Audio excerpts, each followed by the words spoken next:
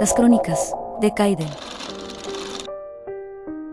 En las antiguas y brumosas tierras de Irlanda, donde los túmulos verdes de los antepasados aún susurran secretos del otro mundo, habita desde tiempos inmemoriales una figura que ha acompañado a las familias irlandesas a través de siglos de alegría y de dolor: la Bansee. Su nombre verdadero, en el gaélico irlandés antiguo, es Beansee de O'Beansee, que significa mujer de los túmulos o mujer hada. No es un demonio sediento de sangre, ni un espíritu maligno que busca hacer daño. Es, ante todo, un mensajero fiel, un espíritu vinculado a ciertas familias de linaje antiguo, cuyo sagrado deber consiste en anunciar con su lamento la muerte inminente de uno de sus miembros. Su presencia no causa la muerte. Simplemente la precede, como un aviso solemne para que la familia se prepare, arregle sus asuntos y despida con dignidad al ser querido que está a punto de cruzar al otro mundo. Los orígenes de la Bansee se remontan mucho más allá de los registros escritos, hasta la era precristiana de los celtas. Se cree que desciende de los poderosos Tuatha de Danann, aquellos dioses y seres sobrenaturales que gobernaron Irlanda antes de la llegada de los humanos mortales. Tras ser derrotados por los invasores milesianos, los Tuatha se retiraron a las colinas y túmulos encantados conocidos como Side, donde se transformaron en el Aos-Si, el pueblo de las hadas. Algunas leyendas sugieren que la Bansee es un eco de antiguas diosas de la soberanía, la guerra y el destino, como la Gran Morrigan, la triple diosa que aparecía en los campos de batalla bajo formas de cuervo, loba o mujer lavando ropas ensangrentadas. En ella se funden el temor y la compasión. Es guardiana de los linajes y recordatorio de que la muerte forma parte inevitable del ciclo eterno de la vida. Las primeras menciones escritas de la Bansee aparecen ya en el siglo XIV, en textos como el Catrentoy de Albaig, los triunfos de Turlough, donde se describe su aparición ante nobles irlandeses. Con el paso del tiempo, el folclore la asoció exclusivamente a las familias de sangre irlandesa más antigua, especialmente aquellas cuyos apellidos comienzan con O'Mac. Las 5 grandes casas gaélicas que tradicionalmente tenían su propia Bansee eran los O'Grady, los O'Neill, los O'Brien, los O'Connor y los Kavanagh, aunque con los siglos se extendió a otras como los Fitzgerald, los O'Donnell, los McCarthy y muchas más. Cada familia tenía su Bansee particular, a veces con nombre propio. No aparecía para extraños ni para linajes recientes. Estaba atada a la tierra y a la sangre de sus ancestros.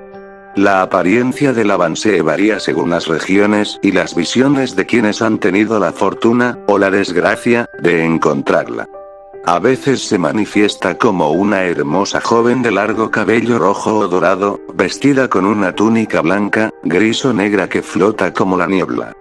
Sus ojos pueden brillar con una belleza etérea mientras peina su melena con un peine de plata o hueso antiguo.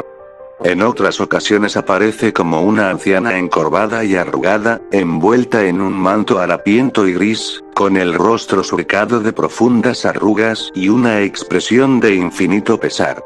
Hay relatos en los que se la ve como una figura alta y delgada, o incluso como una nube espesa que se desplaza silenciosamente.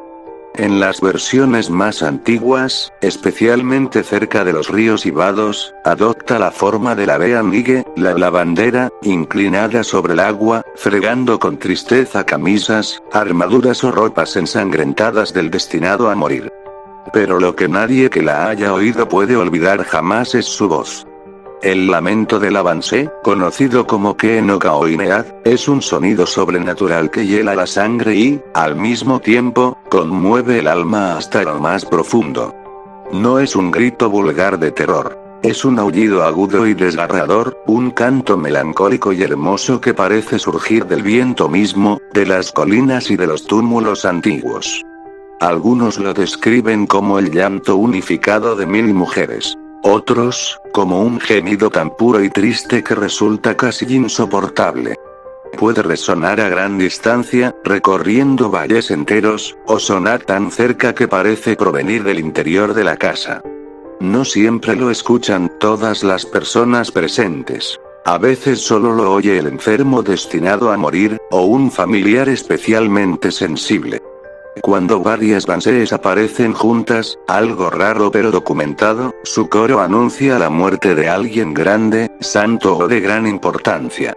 En Escocia, la figura equivalente es la Bean Nighe o la bandera del vado. Se la ve junto a arroyos solitarios o cruces de ríos, lavando las ropas manchadas de sangre de quien pronto perecerá. A diferencia de la Bansee irlandesa, que suele lamentarse con voz audible, la Bean Nighe a menudo trabaja en silencio, aunque a veces canta un dirge melancólico si la muerte será violenta. Las descripciones varían por región. En algunas zonas es una mujer pequeña y regordeta vestida de verde. En las islas de Mull y Tyree, tiene pechos tan largos que los arrojas sobre sus hombros para no estorbar su labor. En Skye, puede parecer una niña lastimosa. Si alguien la sorprende con respeto y la captura, puede conceder 3 deseos o revelar profecías. Se cree que es el espíritu de una mujer que murió en el parto y que debe cumplir esta tarea hasta completar el tiempo de vida que le correspondía. En Gales existen criaturas similares. La Kiibaet, un espíritu cuya voz disembodied gime con un sonido doleful y desagradable, como el gemido de un enfermo, anunciando muertes especialmente en zonas costeras o junto al río Tiwi. Y la Urachi Ribin, una figura de bruja harapienta que camina invisible junto a la persona advertida y, al llegar a un cruce de caminos, comienza a gritar los nombres de quienes van a morir. Una de las Bansees más célebres es Aibel, o Aoibeal, Aebal, conocida como la reina de las Bansees y guardiana de los O'Brien de Dalcassian en el condado de Clare. Se decía que vivía en la roca de Cralea, cerca de Killaloe. La noche anterior a la batalla de Clontarf en el año 1014, a Aibel se le apareció al gran rey Brian Boru y le anunció su muerte inminente. Aunque Brian era cristiano, pasó gran parte de su última batalla rezando, consciente de que la Bansee había hablado. Aibel comandaba a otras 25 Bansees que la acompañaban, y se cuenta que en tiempos de conflicto enrojecían las aguas de los ríos con su presencia. Otra Bansee famosa es la de los O'Neill, llamada Maeben o la Dama Blanca del Dolor, que incluso tenía una habitación reservada en el castillo familiar. La de los O'Donnell rondaba los acantilados cerca del castillo de Dunluce, sobre el mar, y sus lamentos se oían antes de muertes en la familia. Existen innumerables anécdotas históricas y recogidas en el siglo XIX y XX por recolectores de folclore, muchas de ellas preservadas en la National Folklore Collection de Irlanda. Lady Anne Fanshawe, en el siglo XVII, relató que mientras se hospedaba en la casa de Lady Honor O'Brien, vio a medianoche, a la luz de la luna, a una mujer de cabello rojo inclinada en la ventana. Vestida de blanco, con rostro pálido y cadavérico, gritó 3 veces un caballo. Con una voz que nunca había oído, y luego desapareció como una nube espesa.